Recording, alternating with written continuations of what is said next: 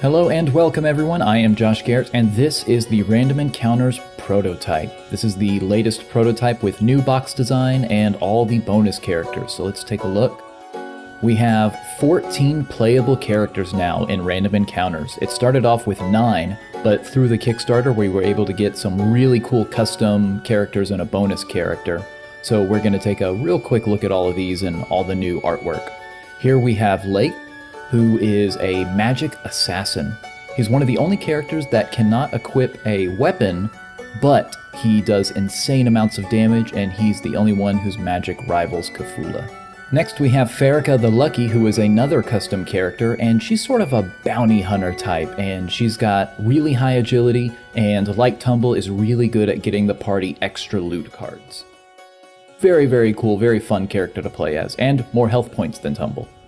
We've got Kai, Swish, Rollin, Cthulhu, and a lot of these you might notice have the new artwork, which the old character artwork, which was some of the first stuff done 3 years ago. I think it really shines now when you compare the old one and the new one, and I'll throw that up here. Inalona, another custom character, super strong and has lots of damage output, and has the highest number of health points in the game. Lysandra, whose palette was designed through the Kickstarter, has gotten a lot of reworking over time, but she is at her coolest right now. This was a character that I had zero confidence in when we first made her, but now she is one of my favorites. And of course, everybody's favorite pickpocket, Tumble. Terra is another custom character. She's super cool. She's a monk with healing abilities. Beatrix is the bonus character that was voted on. We've got Reginald, Artina, and everyone's favorite barbarian, Goliath. Now let's take a look at the encounter cards. There are 3 different levels, and don't worry, these should be shrink wrapped in the final product, not in sandwich bags. That's just how we transport them for conventions. We've got our 3 different levels. We have the Forest, the Caves, and the Abandoned Kingdom, level 3, which has a new back design. You can see more clearly there's a castle there. Let me focus. And a very dark, ominous sky, and I like it a lot more than the original one, which I felt was a little too close to the forest in design. It's got lots of green in it that was just had a filter over it to fade out some of that green, but I feel like this new one gets the point across of what the location is, much more so than the original design. Okay, now let's take a look at the loot cards, and of course we have a level loot that corresponds with each level. Copper for level 1, silver for level 2, and gold for level 3. And the loot gets progressively better, while the encounter levels get progressively harder. And now let's take a look at the boss designs. I'm so happy with how these came out, because we had lots of boss designs, but they just weren't finished in time for previous prototypes. So this is the first prototype where we've got all the bosses, and not only all the bosses, but if some of these don't look familiar, it's because they now have the alternate hard mode versions, and that was one of our Kickstarter stretch goals. It was a lot of fun getting to experiment with these bosses and give them new color palettes and schemes and abilities and stats, and it's really fun to take a magic boss and make them attack with strength and then give them a kind of a redesign. And here you can see what we kind of worked with before, which was an older, we just take the sketch and maybe some basic coloring and print it, because we have to get the stuff ready in time for a convention, and the artwork just wasn't done yet. We didn't quite know what we were going to do with it. And you can see the old backside there for a brief moment. But yeah, super pleased with how these came out, and the saturation and coloring on this print is just going to be this is a little bit darker and more kind of intense, I think, than the final product, but we won't really be able to know that until we get the boxes in our hands. If you've already played Random Encounters a bunch, like at conventions or at some hobby shops, then these extra bosses are going to provide you with a lot of extra challenge. So even Roten, who is the most difficult one, now has an even harder version. This was an excellent suggestion from our good friend Chaz. Next we have some tokens, and we've got strength, magic, agility, and a defense token there, and we have attack tokens.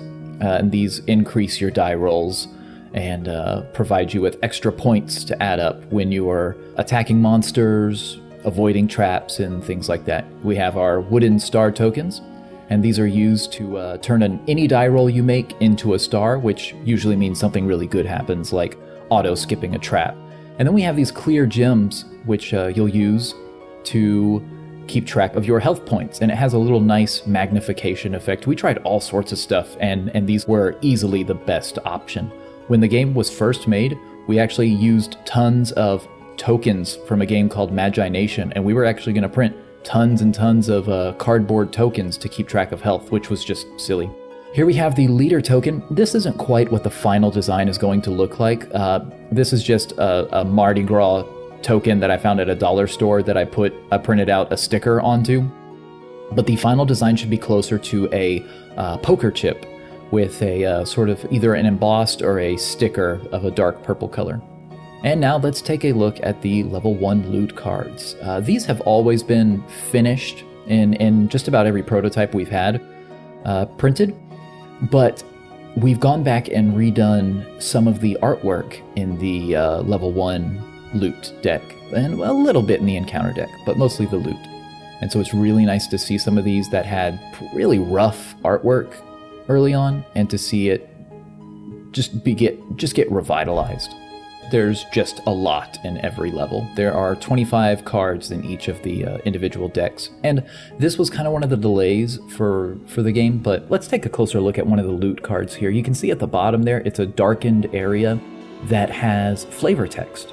And this was something I had always wanted in the game, but went back and forth on since the beginning, 3 years ago, where I just wasn't sure if we could spare the room for flavor text, but I love it so much. And flavor text, if you're unaware, is it's story, it's texture to the game. It's either maybe a funny joke, or it's just background info on a character's motives or interactions between characters, or a closer look at the world that the game takes place in. And games like Magi Nation, I would spend hours just reading over the flavor text and trying to connect all these events. Or like in Dark Souls, the item descriptions are used to kind of piece together the story. And I wanted Random Encounters to have more than just when you're sitting around playing the game. I try to imagine myself being in middle school, and if I had had Random Encounters, I know I would have spent hours reading all the flavor text and trying to form this story or see what really happens in this world.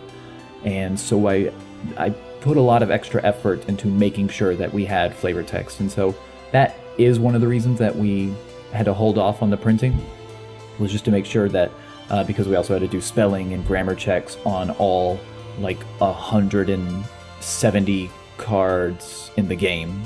Is there even 170? There might be even more than that. There's a lot in this box. And let's take a look at the encounters. We're going to look at the level 3 deck here, because this is one that has not been professionally printed before in any of our previous prototypes, because we just didn't have the artwork yet. We were actually pretty linear in the way we created the artwork for the game, where we started with level 1, then level 2, and level 3. There was a little bit of mixing and matching here and there. So if you look at the artwork in the cards, you'll notice a pretty good increase in the design and colors as it advances through the levels.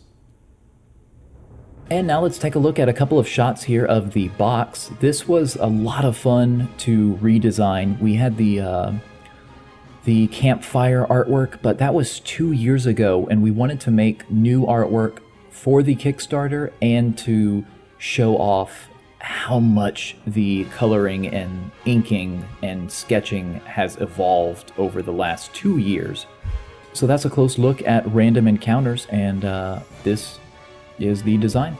So production is underway, and in just a couple months, these boxes should be heading to the Kickstarter backers' homes.